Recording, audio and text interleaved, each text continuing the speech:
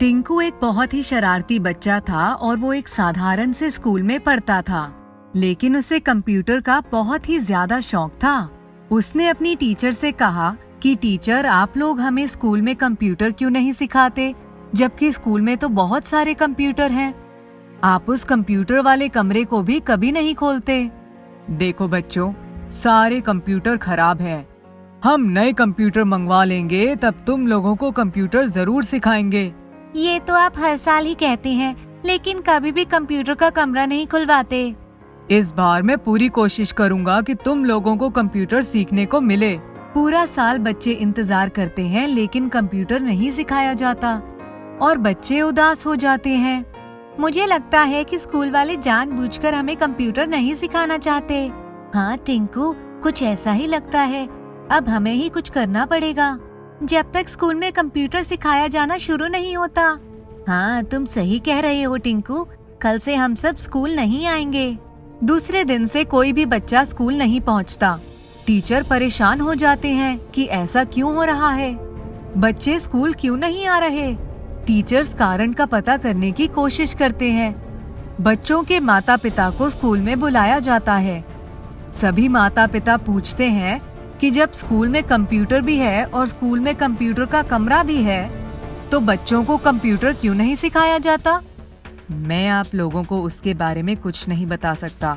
अगर आप हमें नहीं बताएंगे तो हम हमारे बच्चों को किसी दूसरे स्कूल में भेज देंगे। बात कुछ ऐसी है कि जिसे सुनकर आप लोग डर जाएंगे। ऐसी भी क्या बात है, अब तो हम जानकर ही रहेंगे। कहते हैं कि कंप्यूटर वाले कमरे में भूत है। जब भी कोई कंप्यूटर चालू करता है तो कंप्यूटर उसे अपने अंदर ले लेता है। ये क्या बेकार की बातें कर रहे हैं आप? मैं सच कह रहा हूँ। ये आपको कैसे पता? मुझसे पहले जो प्रिंसिपल यहाँ थे, उन्होंने ही मुझसे कहा था कि ये कमरा कभी मत खुलवाना, क्योंकि उनके कार्यालय में यहाँ 2-3 घटनाएं ऐसी हो गई थी जब उन्होंने बच्चों को कंप्यूटर सिखाने की कोशिश की थी। ओह, फिर तो ठीक है, आप उस कमरे को बंद ही रहने दीजिए। ये सारी बातें टिंकू चुप कर सुन रहा होता है। अब तो वो अपने दोस्तों के साथ मिलकर ठान ही लेता है कि रात को कंप्यूटर वाले कमरे में जरूर जाएगा। रात होती है, टिंकू अपने दोस्तों के साथ स्कूल पहुंच जाता है और धीरे से कंप्यूटर वाले कमरे में चला जाता है। डरते डरते एक कंप्यूटर ऑन करता है। एकदम से सारे कंप्यूटर ऑन हो जाते हैं। सारे बच्चे देखकर डर जाते हैं। अरे चुप रहो, नहीं तो चौकीदार आ जाएगा। चौकीदार के आने के डर से बच्चे चुपचाप हो जाते हैं। टिंकू अपने काम में लग जाता है और एक कंप्यूटर को खोलकर देखने लगता है कि भूत किस में है। बहुत देर तक वो देखने की कोशिश करता है, लेकिन कुछ भी दिखाई नहीं देता और सारे कंप्यूटर बहुत अच्छी कंडीशन में होते हैं। फिर उसे समझ में नहीं आता कि टीचर्स झूठ क्यों बोल रहे हैं कि कंप्यूटर वाले कमरे में भूत है। इतने में चौकीदार आ जाता है कमरे के अंदर। ये क्या कर रहे हो तुम सब बच्चों? तुम सबने मिलकर हम बच्चों से झूठ बोला कि कंप्यूटर वाले कमरे में भूत है। यहाँ तो कोई भूत नहीं है।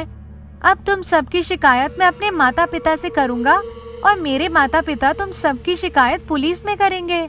अरे बेटा टिंकू, ऐसा मत करना। इस समय हम लोगों की कोई गलती नहीं है। बेचारे इन टीचर्स को तो कुछ पता ही नहीं है, क्योंकि ये सारे नए टीचर्स हैं। तुम तो पुराने हो, तुम्हें तो सब पता था कि इस कमरे में कुछ भी नहीं है। फिर तुमने प्रिंसिपल को सच क्यों नहीं बताया? पुराना प्रिंसिपल बहुत ही बुरा आदमी था। उससे स्कूल से जबरदस्ती निकाला गया है, उसकी गलत हरकतों के कारण। इसलिए उसने ये अफवाह फैला दी थी कि इस कंप्यूटर वाले कमरे में भूत है, ताकि ये स्कूल कंप्यूटर कभी ना सिखा पाए और कुछ ही दिनों में स्कूल बंद हो जाए। तो तुमने यह वाली बात नए प्रिंसिपल को क्यों नहीं बताई? क्योंकि मुझे पैसे दिए जाते थे। पुराने प्रिंसिपल साहब मुझे बहुत सारे पैसे देते थे ताकि मैं ऐसी अफवाहें और फैलाता रहूं। ओह, तो ये बात थी। सभी बच्चे सारी बातें प्रिंसिपल और अपने माता पिता को बताते हैं। नया प्रिंसिपल टिंकू को बहुत शाबाशी देता है कि तुमने बहुत हिम्मत का काम किया है, और उसी दिन से कंप्यूटर क्लास चालू हो जाती है। सभी टीचर और बच्चे बहुत खुश हो जाते हैं। बहुत पुरानी बात है। ठाकुर शैलेंद्र सिंह अपनी 4 मंजिला हवेली की मरम्मत और रंग रोगन करवाने की सोच रहे थे। उनकी हवेली बहुत बड़ी थी, इसलिए बार बार आलस आ जाता था। उनके बच्चे बड़े बड़े नगरों में रहते थे। वे जब छुट्टियों में मिलने आते तब घर नाती पोतों के खेल कूद और हो हल्ले से भर जाता। उनके जाने के बाद फिर वही सूनापन। इस बार बच्चों ने कहा, पिताजी, हवेली की मरम्मत और रंग रोगन करवाने की जरूरत है। हम शहर के छोटे छोटे फ्लैटों में रहते हैं। यहाँ आकर ही बच्चों को इतनी बड़ी जगह मिलती है। यहाँ आने के नाम पर ही बच्चे खुश हो जाते हैं। बच्चों के जाने के बाद ठाकुर साहब ने सोचा, चलो हवेली की मरम्मत का काम भी करवा ही लेते हैं। अपनी हवेली की मरम्मत के लिए मिस्त्री और मजदूरों को लगा लिया। एक भाग में ठाकुर साहब और उनकी पत्नी रहने लगे, दूसरी तरफ का भाग मजदूरों ने गिराना शुरू कर दिया और उसको गिराने में भी काफी समय लग गया। एक दिन जब मजदूर काम ही कर रहे थे तो ठाकुर साहब अपनी पत्नी के साथ अपनी छत पर जाकर वहाँ से हवेली का टूटा हुआ हिस्सा देख रहे थे। शाम हो रही थी, तभी उनमें से एक मजदूर छत पर हांफते हुए आया और बोला, ठाकुर साहब, हम हवेली के कोने वाले कमरे की खुदाई कर रहे थे। उनमें से एक हड्डियों का बहुत बड़ा ढेर दिखाई पड़ा। हमने उसको उसी बरगद के नीचे फेंक दिया। ये कहकर वे नीचे चला गया।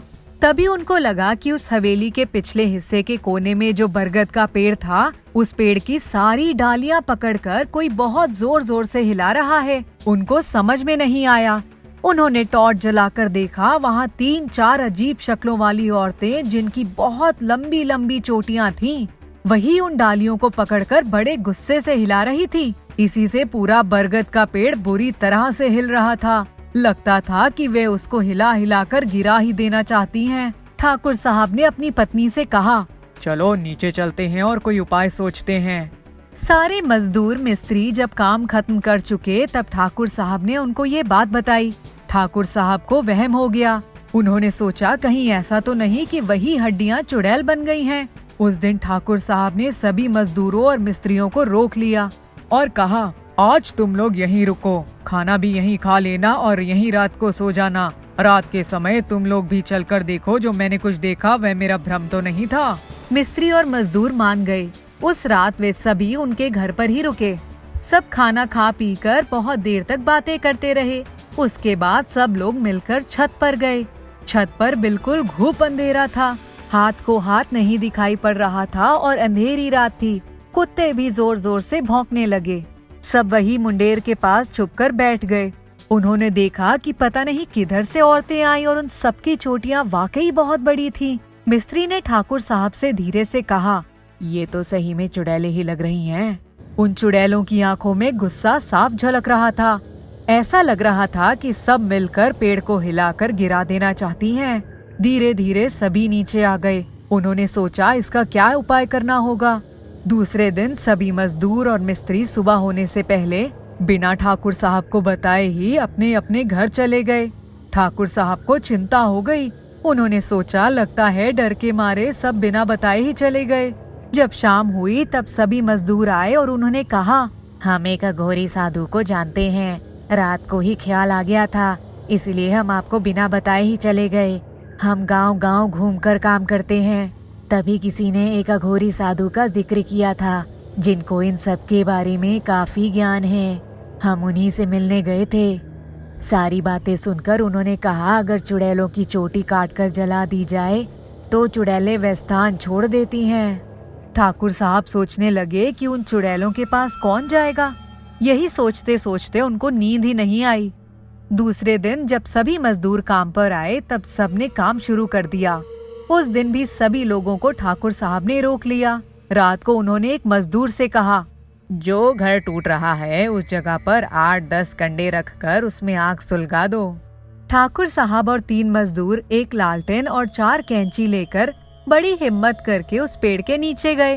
पेड़ के नजदीक पहुंचकर सबने देखा कि चुड़ैलें पेड़ की डालियों को पकड़कर हिला रही हैं।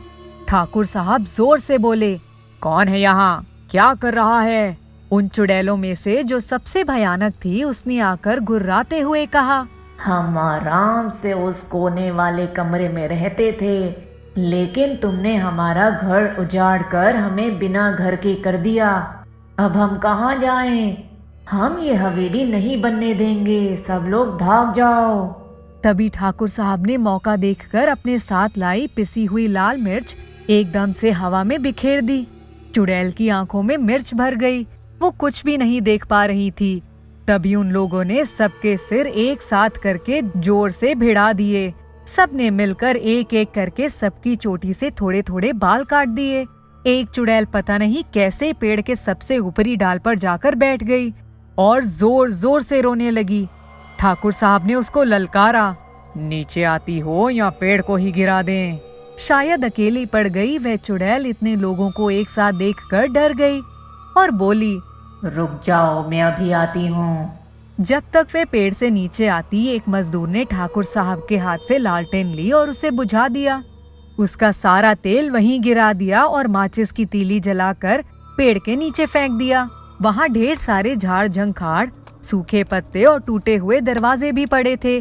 सब धू धू करके जलने लगे। उन लोगों ने सारी कटी हुई चोटियां उसी आग के हवाले कर दी।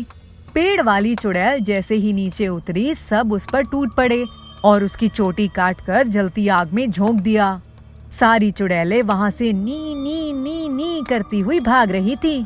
चुड़ैलें उस बरगद के पेड़ को छोड़कर चली गईं। एक मजदूर बोला, ठाकुर साहब, आपने हवेली में आग क्यों जलवाई थी? ठाकुर साहब ने कहा, अरे भाई, मुझे क्या पता था कि वह चुड़ैल पेड़ पर भाग जाएगी और तुम वही सब काम कर डालोगे।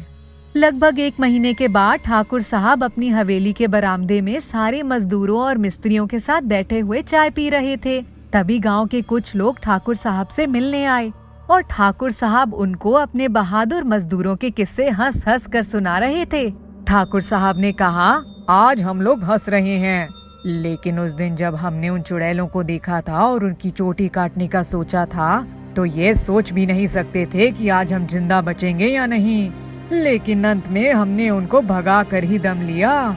इसके बाद ठाकुर साहब की हवेली की मरम्मत और रंग रोगन फिर से शुरू हो गई। चुड़ैलों की चोटी कट गई थी, वे वहां से जा चुकी थीं।